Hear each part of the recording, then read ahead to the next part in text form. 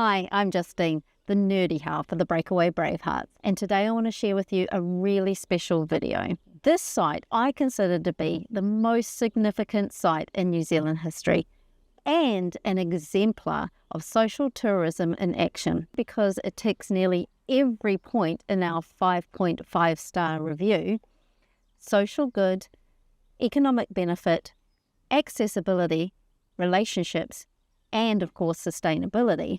I'm talking about the Waitangi Grounds in Waitangi in New Zealand's beautiful Bay of Islands, North Island, New Zealand.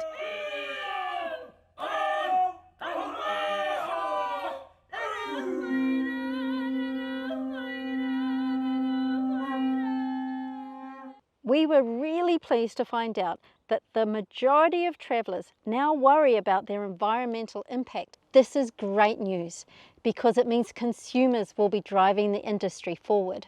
In fact, 6 out of 10 people are now willing to prioritise environmental concern over convenience when they travel. And we want our STAR system to help you find the right balance for you, giving you guilt-free enjoyment.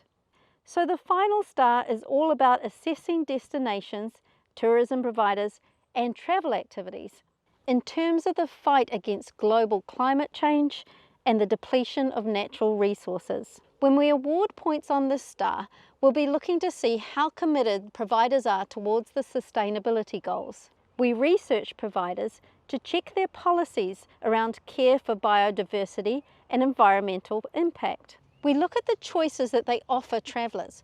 Are there facilities for you to recycle? Can you choose to use sustainable products over plastic? Is there a responsible means of transport that you can take to get there?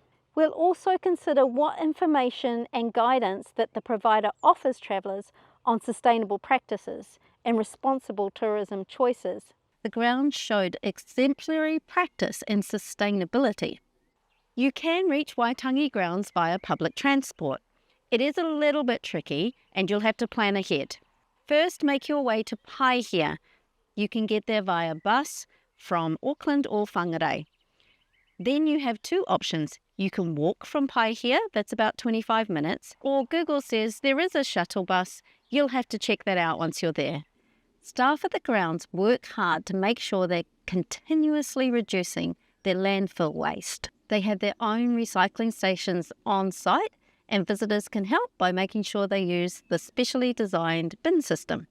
All of the suppliers that work with the grounds are asked to reduce their use of plastics and to try and use packaging that can be recycled or reused. They've also got compost bins and produce their own compost to use in the gardens. In a cycle of sustainability, the head gardener then plants vegetables and herbs which the cafe uses.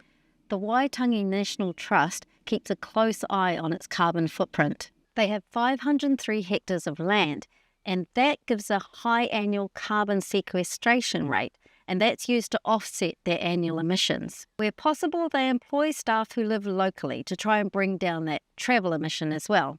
On their biggest event of the year, Waitangi Day, they aim for a zero waste policy. This event sees 60,000 participants in one day, and so far they're able to convert 90% of waste from landfill to recycling.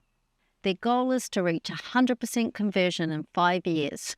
Finally, in their most recent build, they've put solar panels on the museum, and they're currently scoping out the possibility of a solar farm to support the entire estate. So as far as sustainability is concerned, we think they set a pretty good example for other providers. And overall, a fabulous experience for everyone who visits. And if you're interested in more social tourism opportunities in New Zealand, check out our other videos and don't forget to hit subscribe and the notifications bell. Happy travels, everyone!